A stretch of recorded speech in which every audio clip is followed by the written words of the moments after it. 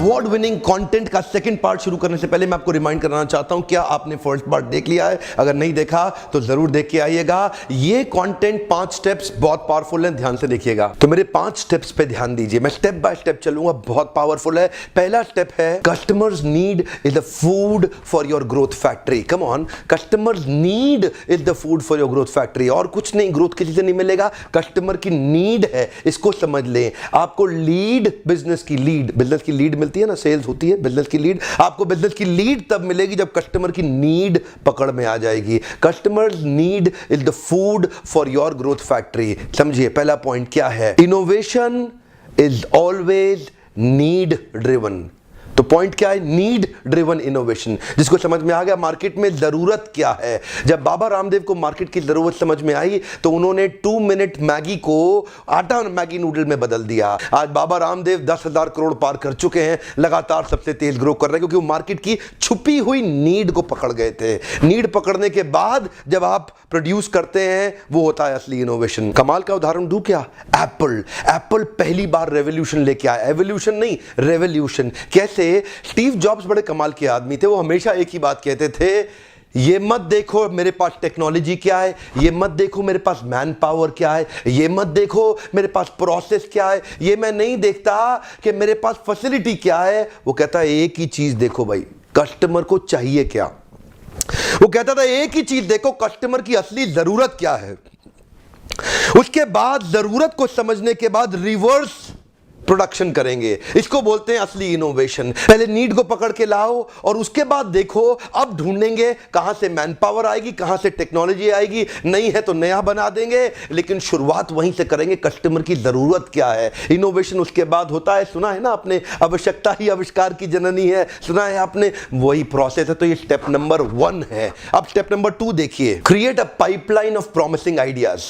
Pipeline of promising idea का मतलब क्या है, पूरी टीम को बिठा लीजिए अपने साथ में, बोर्ड रूम में बैठ जाइए, गोल स्टेटमेंट बना लीजिए, ये नीड है। गोल स्टेटमेंट बनाने के बाद अब पाइपलाइन बनाइए प्रॉमिसिंग आइडिया का। आप भी कुछ बोलिए, आप भी कुछ बोलिए, आपका क्या विचार है, आपका क्या विचार है, कैसे ये अचीव कर पाएंगे, ऐसा सबसे प्रश्न करिए। सबको बिठा के उनसे थोड़ा पूछिए, सबसे, खुद मत बोलिए, लीडर हो ना, आदत होती है खुद ही बोलने की, जरा पूछिए तो सही अपनी टीम से। Let them bring a game changing idea. कोई ना कोई कुछ ना कुछ बोलेगा, एनकरेज करिए, क्योंकि 10-15 लोग जब सीनियर लीडर बैठ के ब्रेनस्टॉर्मिंग करेंगे तो प्रॉमिसिंग आइडियाज का एक पाइपलाइन बनेगा, उनमें से कुछ को सिलेक्ट करेंगे फिर हम। स्टेप नंबर 3 है पायलट, एक्सपेरिमेंटेशन एंड वैलिडेशन के ऊपर। जब आपने ग्रोथ फैक्ट्री में बैठ करके उस समय प्रॉमिसिंग आइडियाज का पाइपलाइन तैयार किया तो सबसे अच्छे कॉमन कंसेंसस के 1-2 आइडिया सिलेक्ट कर लीजिए। अब उनका एक प्रोटोटाइप बनाइए, अब उनका एक पायलट एक्सपेरिमेंटेशन करिए। उदाहरण के रूप में आप पूरे हिंदुस्तान में बिजनेस करते हैं तो सब जगह मत जाइए, एक रीजन छोटा सा उठा लीजिए, पुणे उठा लीजिए, पुणे के पास कोई छोटी जगह उठा लीजिए, जिधर भी आप हैं, एक प्रोटोटाइप के साथ एक छोटा पायलट करिए। मैंने एचडीएफसी से सीखा, एचडीएफसी अपने बिजनेस को स्केल अप करने से पहले पायलट का एक्सपेरिमेंटेशन और वैलिडेशन करता है। मार्केट में प्रोटोटाइप को लेके जाता है, उसको टेस्ट करता है, उसको चेक करता है, उसको वेरीफाई करता है। जितनी भी गलतियां करनी है वो छोटे में करिए, पहले दिन बहुत बड़ा मत करिए। जितनी सारी अपने गलतियां करनी है वो छोटे से एक टेस्ट के अंदर ही कर लीजिए। छोटा रीजन पकड़ के वहां मार्केट में जाइए, देखिए मार्केट में कैसा रिस्पॉन्स आ रहा है, स्टडी करिए, रिएक्शंस लीजिए, फीडबैक्स लीजिए। चौथा स्टेप है commercialisation, launch and ramp up. अब उसकी प्राइसिंग तैयार कर लीजिए। Commercialisation, launch and ramp up का मतलब है अब उसको आप बड़ा करके लेके जाएंगे। पर अच्छा किया आपने तीसरे स्टेप के अंदर टेस्ट कर लिया, क्योंकि अगर छोटी गलती करी तो बाद में बड़ा प्रॉफिट में कोई दिक्कत नहीं आएगी, लेकिन अगर शुरू में ही बहुत बड़ी गलती कर दी तो बहुत बड़ा लॉस हो जाएगा। इसीलिए जो आप शुरू में प्रोटोटाइप टेस्ट करते हैं ना, वो थोड़ा छोटे के साथ ट्राई मारिएगा, थोड़ा छोटा ट्राई करिए, 2-3-4 जगह ट्राई करने के बाद अब कमर्शियलाइजेशन और रैंप अप कर सकते हैं। अपने डिस्ट्रीब्यूशन पार्टनर्स बना सकते हैं, अपने नेटवर्क क्रिएट कर सकते हैं, डिस्ट्रीब्यूटर डीलर्स बना सकते हैं, मार्केट में जा सकते हैं, सप्लाई चेन क्रिएट कर सकते हैं, देख सकते हैं सेल्स मार्केटिंग के ऊपर कैसे फंड लगाया जाए, कैसे इन्वेस्ट किया जाए। अब उसका प्राइस ठीक करिए, प्रोडक्ट को एकदम फाइनल शेप दीजिए, प्रोसेस बिल्ड करिए अपनी कंपनी के अंदर, सो कैसे तेज करें, उसके प्रमोशन पे लग जाइए, पीपल यानी कि मैन पावर इकट्ठे करिए। ये सारे पीस हैं, ये सारे पीस ठीक करिएगा, बढ़िया मैन पावर, बढ़िया पीपल उसी के हिसाब से हायर करके अब आप स्केलेबिलिटी पे चले जाइए। प्रोसेस ओरिएंटेशन होगा तो बढ़िया स्केलेबिलिटी होगा। ये था आपका स्टेप 4। अब आ गया है आपका स्टेप 5। स्टेप 5 बहुत इंपॉर्टेंट है। स्टेप 5 होता है इंप्रूवमेंट साइकिल। आपको क्या लगा था पहली बारी में अरबपति करोड़पति बन जाएंगे?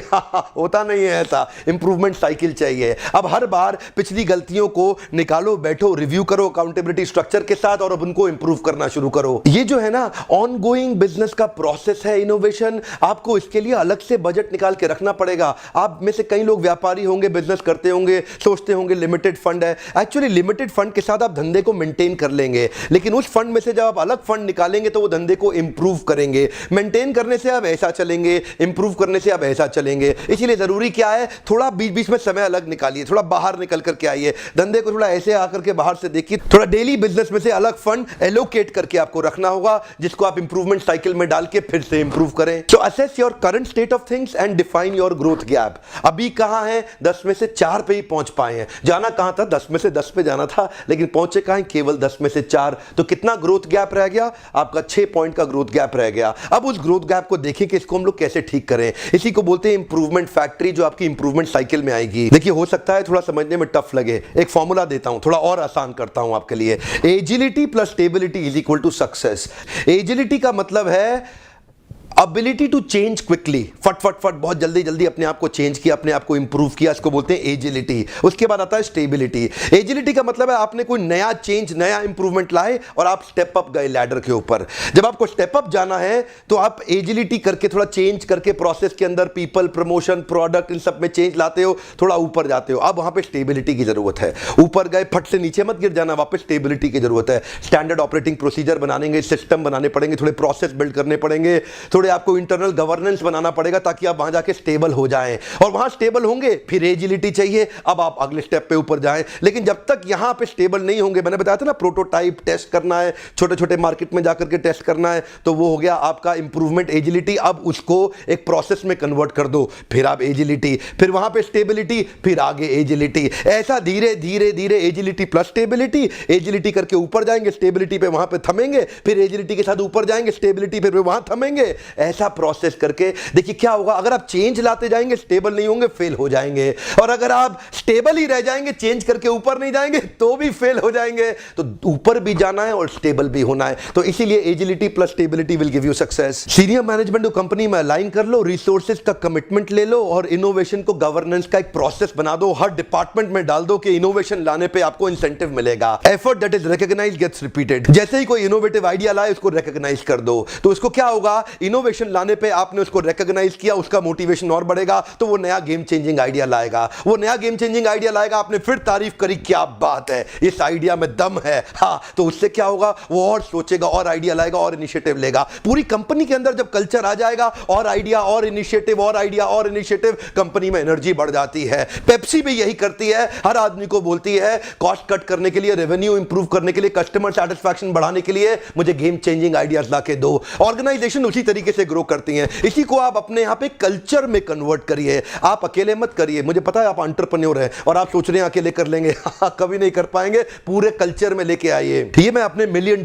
कंटेंट सारा आज आप लोग को फ्री में इसलिए दे रहा हूं क्योंकि मैं हिंदुस्तान के लोगों को चाहता हूं वो इंप्रूव कर जाएं। कॉर्पोरेट मुझसे पूछते हैं कि क्यों मिस्टर बिंद्रा सारे प्रोग्राम हिंदी में बना रहे हो। मैं उनको बताता हूं आपके लिए प्रोग्राम्स मैं करता रहूंगा, लेकिन आज मैं अपने उन साथियों के देश में मदद करना चाहता हूं जो छोटे शहर से बहुत बड़े व्यापारी बनना चाहते हैं, बड़े कॉर्पोरेट बनने का सपना देखते हैं। उनकी मदद के लिए मैं ये फ्री वीडियोस बना रहा हूं। और अगर आप में से कुछ हैं जो और डिटेल में जानना चाहते हैं, नो प्रॉब्लम, मेरे साथ पूरा दिन स्पेंड करिए, अपने ऊपर खर्चा करिए, सीखिए अपनी इंप्रूवमेंट पे। नहीं तो इनोवेशन इतना तेज है, पीछे रह जाओगे, कहीं के नहीं रहोगे। ओपन हाउस प्रोग्राम में आकर के अटेंड करिए, मेरे साथ पूरा दिन स्पेंड करिए, लाइव क्वेश्चन आंसर करिए मुझसे। अगर पूछना है कैसे करना है, ये मोबाइल नंबर है, इस पे फोन करिए, अभी रजिस्टर करिए अपनी सीट। लिमिटेड सीट्स हैं, भीड़ बहुत आ रही है। आइए अपनी लर्निंग पे इन्वेस्ट करिए। मैं कह रहा हूं अपनी लर्निंग पे इन्वेस्ट करिए। मुझे पता है आप इधर के नीचे के हिस्से में तो आप सारा खर्चा कर रहे हो, इधर के लिए कर रहे हो कि नहीं कर रहे हो, अपने ऊपर इन्वेस्ट करिए। और फिर भी अगर आप विदेश में रहते हैं, कहीं दूर रहते हैं, आप बिल्कुल नहीं आ सकते, तो फ्री वीडियोस आपके लिए जरूर बनाऊंगा।